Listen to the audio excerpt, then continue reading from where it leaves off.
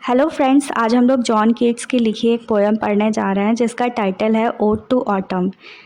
ये पोएम लिखी थी सितंबर 1819 में और इसे पब्लिश कराया गया था 1820 में। इसमें टोटल 3 स्टैंजा हैं और हर एक स्टैंजा में 11 लाइन्स हैं। इसकी जो मेन थीम है वो है nature and the changing season. He was born on October 31st in 1795 in London. He was died of tuberculosis on 23 February 1821 in Rome at the age of 25. इनकी लिखी और भी इम्पोर्टेंट ओड हैं जैसे कि ode to a nightingale, ode on a Grecian urn, ode on a melancholy. सबसे पहले पढ़ लेते हैं कि ओड क्या होता है। ये एक तरह की लिरिकल पोएम होती है, usually written to celebrate a person, object और आइडिया। अब पढ़ते हैं लाइन टू लाइन इस पोएम को। Season of mist and mellow fruitfulness. अब यहाँ पे ऑटम सीज़न के बारे में बात हो रही है कि और इंट्रोडक्शन कराया जा रहा है इस सीज़न का कि that is a season of mist. ये जो सीज़न है ये धुंध का मौसम है और मेलो फ्रूटफुलनेस मतलब पके हुए फलों को दिखाया जा रहा है। तो पोएम की पहली ही लाइन में पोएट इंट्रोड्यूस कराता है इस सीज़न से, और वो सीज़न है फॉग और पके हुए मीठे फलों से भरा हुआ। Close bosom friend of the maturing sun. यहाँ पे बॉसम फ्रेंड का मतलब है ट्रू फ्रेंड, और मैच्योरिंग सन इसलिए कहा जा रहा है क्योंकि सन की जो रोशनी है वो फॉग की वजह से, धुंध की वजह से फीकी पड़ गई है। वो अब धरती पर वैसी चमकदार रोशनी नहीं बिखेर पा रहा है धुंध की वजह से, इसीलिए इसे मैच्योरिंग सन कह रहे हैं। तो ये जो ऑटम है ये इस मैच्योरिंग सन का ट्रू फ्रेंड है और ये दोनों मिलकर कंस्पायर कर रहे हैं। Conspiring with him how to load and bless with fruit the vines that round the thatch eaves run. तो यहाँ पे ये दोनों मिलकर ये कंस्पायर कर रहे हैं, ये षड्यंत्र कर रहे हैं कि कैसे लोड एंड ब्लेस मतलब उन वाइन्स को, उन बेलों को भर दिया जाए और ब्लेस कर दिया जाए फ्रूट से, जो कि थैच का मतलब होता है छप्पर, छप्पर के किनारों में लटकी हुई बेलों को कैसे फ्रूट से भर दिया जाए। यहाँ पे ये दोनों मिलकर कंस्पायर कर रहे हैं। To bend with apples the most cottage trees and fill all fruits with ripeness to the core. यहाँ पे मोस्ट का मतलब है काई से। बारिश के मौसम में जब लगातार बारिश होती है तो ये देखा होगा कि छतों पर और घर के आसपास हर जगह काई लग जाती है क्योंकि लगातार बारिश होती है। पेड़ों पर भी काई लग जाती है। तो यहाँ पे मोस्ट का मतलब काई है, कॉटेज का मतलब झोपड़ी। तो ये झोपड़ी के आसपास जो ट्रीज़ हैं जिनमें काई लग गई है, उनकी जो शाखाएं हैं, इनकी जो शाखाएं हैं वो थोड़ा झुक गई हैं। क्यों बेंड हो गई हैं? क्योंकि एप्पल्स का, फ्रूट्स का वज़न इतना ज़्यादा है तो इनकी शाखाएं झुक गई हैं। And fill all fruits with ripeness to the core. Ripeness का मतलब होता है पक जाना और कोर का मतलब अंदर तक पक जाना। तो ये इस मौसम की खूबसूरती है कि सारे फल अच्छी तरह से पक जाते हैं। तो यहाँ पे ऑटम और मैच्योरिंग सन ने ये कंस्पायर किया है, ये श्योर किया है कि ये जो सारे फल हैं वो बहुत अच्छे से पक जाएं। To swell the gourd and plump the hazel shell with a sweet kernel. अब यहाँ पे जो गॉड है इसका मतलब पम्पकिन या लौकी, कद्दू। तो इस तरह के जो वेजिटेबल्स हैं तो इसको पूरी तरह से फुला दिया जाए ताकि इनके अंदर का जो पल्प है वो और भी ज़्यादा हो जाए। And plump the hazel shell with a sweet kernel. Plump का मतलब होता है टू बिकम फुल। तो किसे फुल कर दिया जाए? उन हेज़ल नट्स को फुल कर दिया जाए स्वीट कर्नल से। तो नट्स के अंदर का जो खाने वाला इनर पार्ट होता है उसे कहा जा रहा है स्वीट कर्नल। तो यहाँ पे उन हेज़ल नट को भर दिया जाए स्वीट कर्नल से। To set budding more and still more later flower for the bees. अब यहाँ पर ज़्यादा से ज़्यादा कलियाँ खिलाने को, उगाने को कह रहे हैं ताकि ये जो फ्लावर हैं वो बीज का भोजन बन जाएं, ताकि वो उनमें से अपना शहद इकट्ठा कर सकें। Until they think warm days will never cease. दे का मतलब यहाँ बीज से है और सीज का मतलब होता है टू एंड। तो इतने सारे फ्लावर्स को देखकर ये बीज़ ऐसा समझेंगी कि ये जो वार्म डेज़ हैं, ये जो समर के दिन हैं, वो कभी भी ख़त्म नहीं होंगे। कहने का मतलब ये है कि ये जो बीज़ हैं, वो शहद इकट्ठा करने में इतनी मगन है कि इन्हें लगता है कि ये जो वार्म डेज़ हैं, ये कभी ख़त्म नहीं होंगे। For summer has overbrimmed their clammy shells. यहाँ पर ओवरब्रिम्ड का मतलब है ओवरफिल और क्लेमी शेल्स का मतलब है जो मधुमक्खी के चिपचिपे छत्ते होते हैं जो कि शहद से भरे हुए हैं, उन्हें क्लेमी शेल्स कह रहा है। तो for summer has overbrimmed their clammy shell. इस समर के मौसम में जो फूल थे जिनसे मधुमक्खियों ने शहद इकट्ठा किया है, इस वजह से जो उनके शेल या उनके छत्ते हैं वो पूरी तरह से शहद से भर चुके हैं। अब पढ़ते हैं सेकेंड स्टैंजा को। Who hath not seen thee oft amid thy store? hath का मतलब has है, oft का मतलब often मतलब अक्सर, amid का मतलब in the middle of यानी कि बीच में, thy का मतलब your। तो who has not seen you in the middle of your store? यहाँ पे ऑटम से कहा जा रहा है कि who has not seen you, तुम्हें किसने नहीं देखा है तुम्हारे स्टोर के बीच में आराम करते हुए। Sometime whoever seek abroad may find thee sitting careless on the granary floor। यहाँ पे सीक का मतलब है कि to try to find something. Abroad का मतलब यहाँ पे जो ऑटम का सीज़न है ये किसी सीमित जगह पर नहीं है बल्कि पूरी दुनिया भर में फैला है।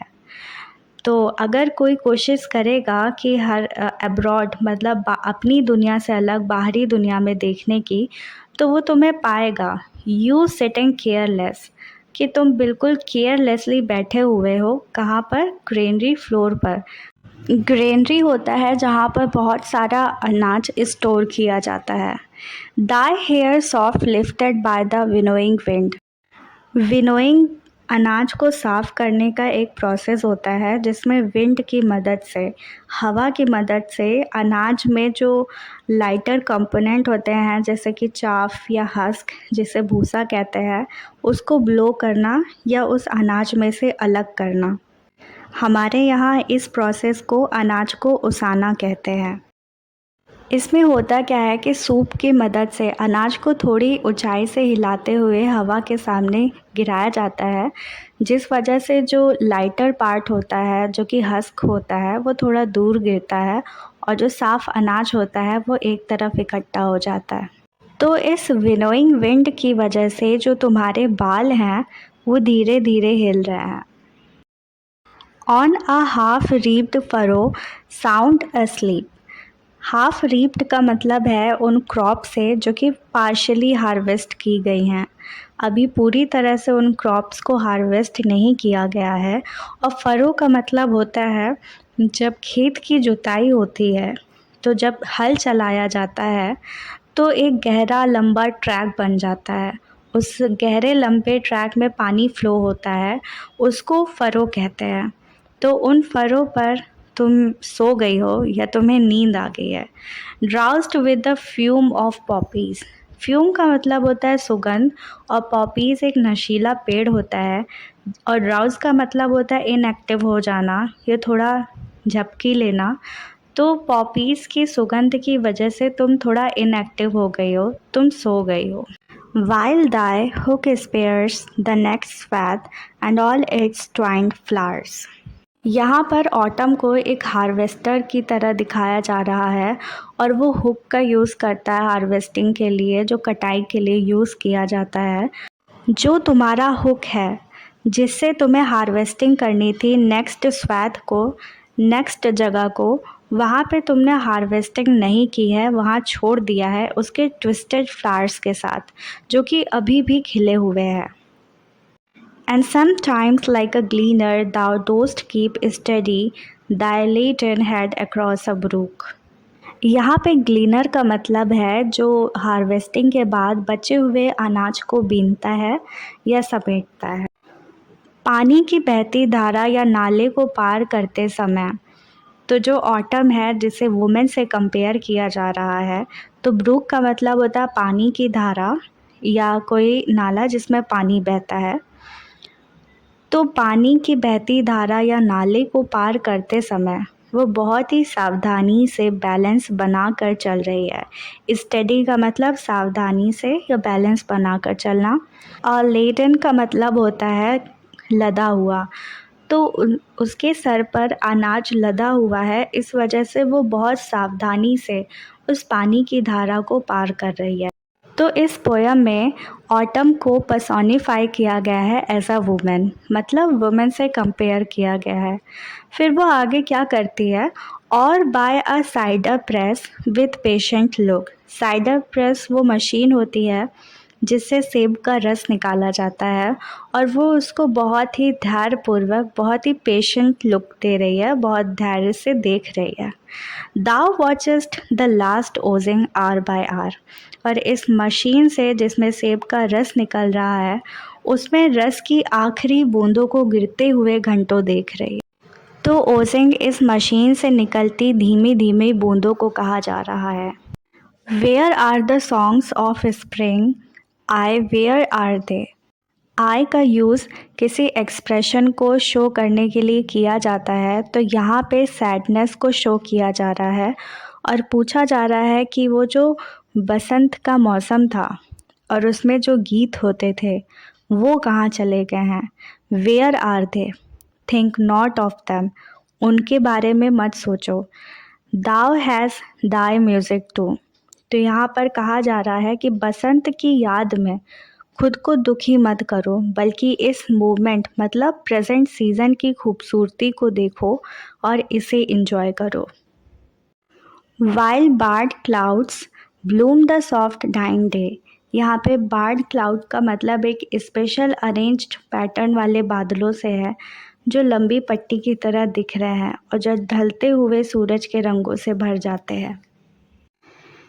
And touch the stubble plains with rosy hue. Stubble planes का मतलब होता है जब हार्वेस्टिंग के बाद जो फसल की बची हुई डंठल है, जब क्रॉप की हार्वेस्टिंग हो जाती है तो जो बची हुई डंठल होती है जिसे पराली भी कहते हैं, तो उन पर ढलते हुए सूरज की गुलाबी रोशनी पड़ रही है। तो ये जो खेत हैं ये गुलाबी रोशनी से भर गए हैं। Then in a wailful choir the small gnats mourn। Wailful का मतलब होता है सौरवफुल, क्वायर का मतलब होता है गायकों की मंडली, और gnats का मतलब होता है छोटे उड़ने वाले कीड़े या मच्छर। तो जब ये ग्रुप में भिनभिना रहे हैं तो ऐसा लगता है जैसे कि ये शोक गीत गा रहे हों। Among the river shallow born aloof. तो यहाँ पे रिवर शैलो उन्हें कहते हैं जो पेड़ होते हैं जो कि रिवर के आसपास उगते हैं, और बॉर्न अलूफ का मतलब होता है उस हवा से जो अपने साथ कुछ उड़ा ले जाए। तो वो हवा अपने साथ इन मच्छरों को उड़ा ले जा रही है। और sinking as the light wind lifts or dies. और सिंकिंग का मतलब होता है डूबना, और जैसे ही ये हवा धीमी होती है वैसे ही ये मच्छर नीचे आकर पानी में डूब जाते हैं, मर जाते हैं। And full grown lamb loud bleat from hilly bourn. तो यहाँ पर फुल ग्रोन लैम्ब उन्हें कहा जा रहा है भेड़ के बच्चों को जो कि मेमने होते हैं पर अब वो बड़े हो चुके हैं। वो पहाड़ों की बहती धारा के पास मिमिया रहे हैं, जो कि संकेत है कि अब विंटर्स आने वाला है। तो ब्लीड का मतलब होता है मिमियाना, और हिलीबॉर्न का मतलब होता है कि पहाड़ों से बहती हुई धारा। हैज क्रिकेट सिंग। यहाँ पे हैज का मतलब झाड़ियाँ हैं, और जो क्रिकेट्स होते हैं झाड़ियों में रहने वाले क्रिकेट, वो सिंग कर रहे हैं, मतलब वो अपनी आवाज़ निकाल रहे हैं। And now with treble soft the red breast whistle from the garden croft. यहाँ पे ट्रेबल का मतलब होता है हाई पिच या ऊंची आवाज़ जो कि सॉफ्ट है। रेड प्रीस्ट का मतलब होता है ये एक चिड़िया है जो कि यूरोप में पाई जाती है, और इसे रॉबिन रेड प्रीस्ट भी कहते हैं, जो कि विसल कर रही है। तो इसके विसल को गीत से कंपेयर किया जा रहा है कि ये जो चिड़िया है वो गीत गुनगुना रही है। From a garden croft. Garden croft का मतलब होता है घिरा हुआ बगीचा। And gathering swallows twitter in the sky. तो गैदरिंग स्वेलोज़ का मतलब स्वेलो एक बर्ड होती है जो कि गैदर कर रहे हैं आसमान में, इकट्ठी हो रही हैं आसमान में और ट्विटर कर रही हैं, मतलब वो अपनी आवाज़ निकाल रही हैं। माइग्रेशन से पहले जब ये बर्ड्स इकट्ठी हो रही हैं स्काई में, तो ऐसा लग रहा है कि ये जो अब ऑटम है ये ख़त्म हो गया है और ये संकेत दे रहा है कि विंटर्स आने वाले हैं। सो आई होप कि ये पोएम आप लोग को अच्छे से समझ में आ गई होगी। So if you are going to give your exam after watching this video, I will like to wish you a good luck.